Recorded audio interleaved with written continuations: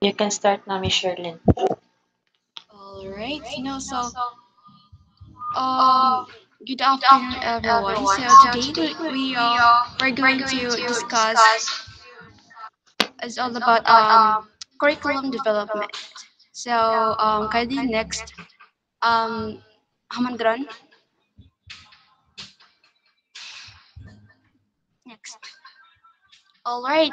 May I have Julius or Anna to read this one? Okay, so good afternoon. So, what is curriculum? Curriculum it's a dynamic process in curriculum development.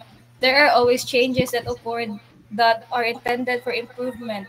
To do this, there are models presented to us from well-known curricularists like Ralph Tyler, Helda Taba, Galen Saylor, and William Alexander, which would help clarify the process of curriculum development. All right, thank you so much.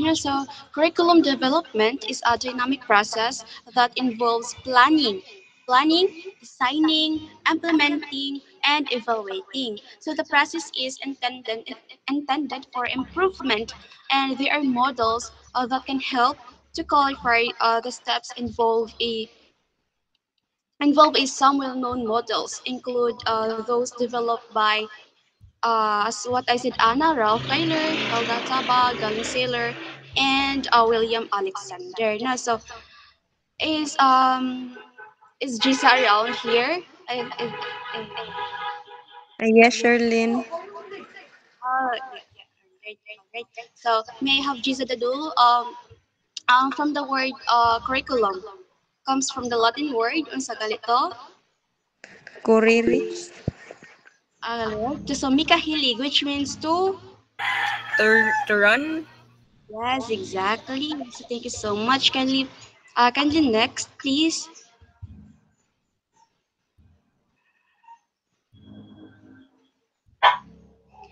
All right. Can someone read this one? May I have a Forsha? Wala si Forsha kasi Ara Danyo na lang. Please read this one, Ara. Hello. What is your question again, Miss Sherlyn? Kindly read this one now. Okay. Curriculum development is a dynamic process involving many different people and procedures. Development connotes changes which is systematic. Okay, thank you. So the development of a curriculum is a dynamic process. Meaning, it continuously evolves to adapt to the needs of the learners, societal changes, and the advancements in knowledge and technology. So this process man good involves a regular evaluation and modification para to improve the effectiveness of teaching and learning outcomes niya. So to guide this development, no natay models of curriculum development nga nagproposed by prominent theorists. So later on, my co-reporter, Um, we're going to tackle that. So kindly next, Marielle.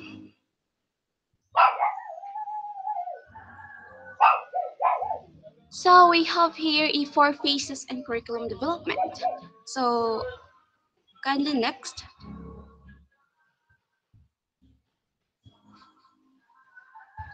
So the first one is curriculum planning. Um, May I have a Madonna Diada to read this one? All right, so am I audible? Yes, loud and clear. Okay. Curriculum planning. Curriculum planning considers the school vision, mission, and goals. It also includes the philosophy of strong education, belief of the school. All of this will eventually be translated to classroom desired learning outcomes for the learner.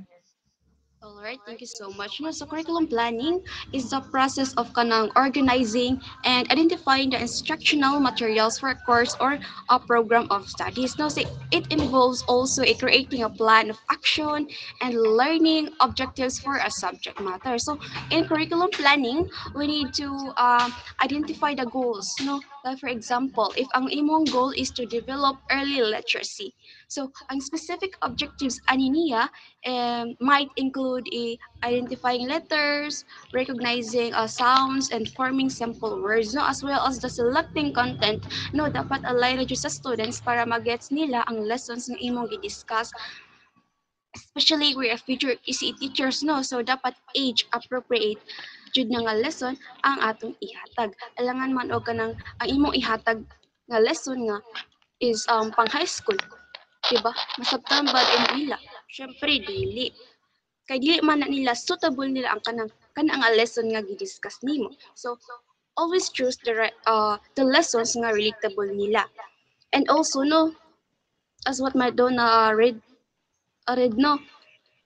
And also curriculum planning did yun ni mawala ang school vision mission goals kay o wala ni sila, maybe there's a possibility na wala unity ang matag usa. So second one is may have Fia Altiano to this one. Fia? The second one, Miss. Yes. So, curriculum designing. So, curriculum designing. So, it is the way curriculum is conceptualized to include the selection and organization of content, the selection and organization of learning experiences or activities, and the selection of the assessment procedure and tools to measure achieved learning outcomes.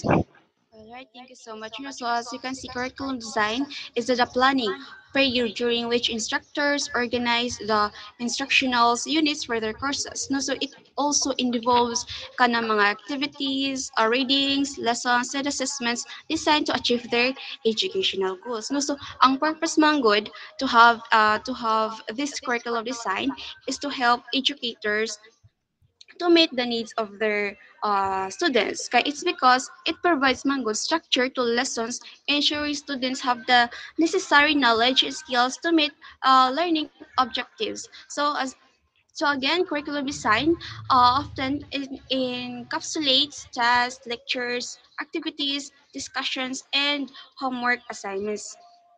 Rather. So third is please next. Hamandron. May I have Ginalyn Lauren to read this one?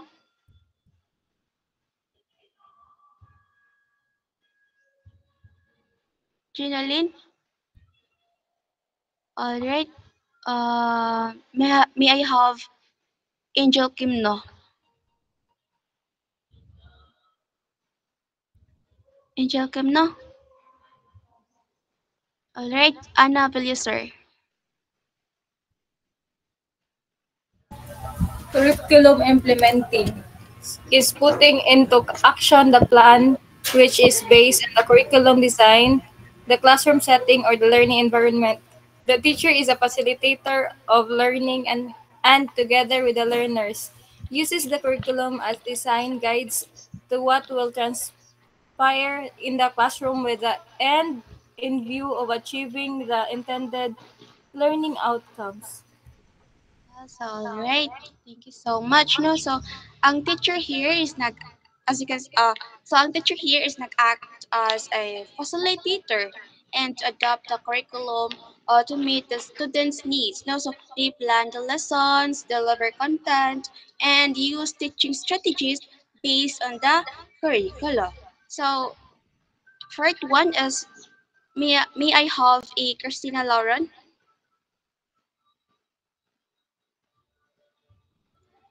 Okay, not. Giza Dadul.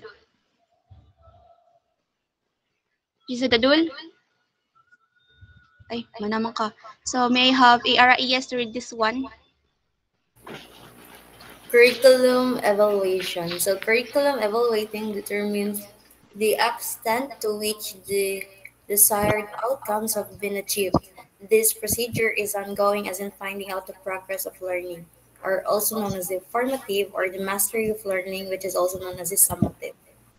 Okay, thank you. Yes, no. So curriculum, as you can see, curriculum evaluation is kanang a systematic process of assessing and analyzing the educational programs and materials to determine their effectiveness, relevance, and value.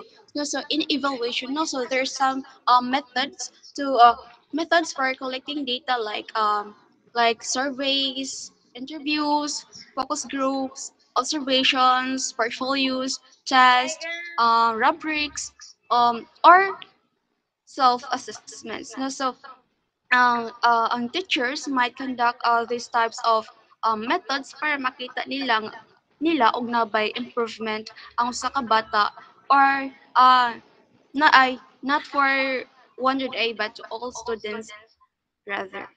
So that would be all for my part. Let's move on to the next reporter. Okay, so ako ang next reporter. So, manawag day ko no before ko mo-start sa ako ang report. And then, ang ako itawag kay inyong number sa class record. Na ako dahil class record ninyo, no? Isa ha. Ano, so, ang ako itawag kay candidate number ta. So, maghimo tag-apo ang Miss Curriculum 2025. O, naaram mo na. O, ako ra na ana ha. Manihang na. Isa ha. So, before ko mag-start, ma'am, mga candidates. So, let me call candidate number, it's 25. Naara si Miss Candidate number 25. Palihog ta og raise sa imuhang virtual hand. Miss Candidate. Candidate number 25. Kung dili kayo mo tubag, automatically absent na siya. So, dapat na-agyod. Sige ha. Ma'am 25. Miss Candidate. Nara? Yes? So, the question is, so, kaninga question intended yun mo, ma'am. So, dapat na-agyod ko ani. So, who developed the first model of curriculum development?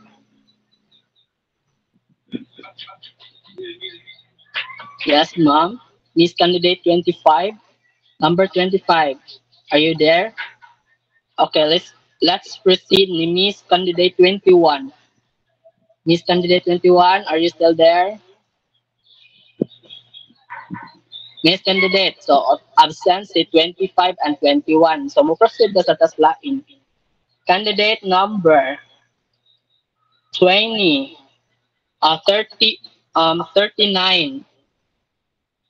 Candidate number 39, are you still there? 39, yes. Who are you? Are you 39? Verana? Miss Verana? Kadugay ka natin maghuman ano no? Kadugay kasi naman nag-book ay. Sige, Miss Candidate number 32. Ang question na nasa kuan ha screen. Maka-answer mo anytime. Basta natawag lang inyo ha.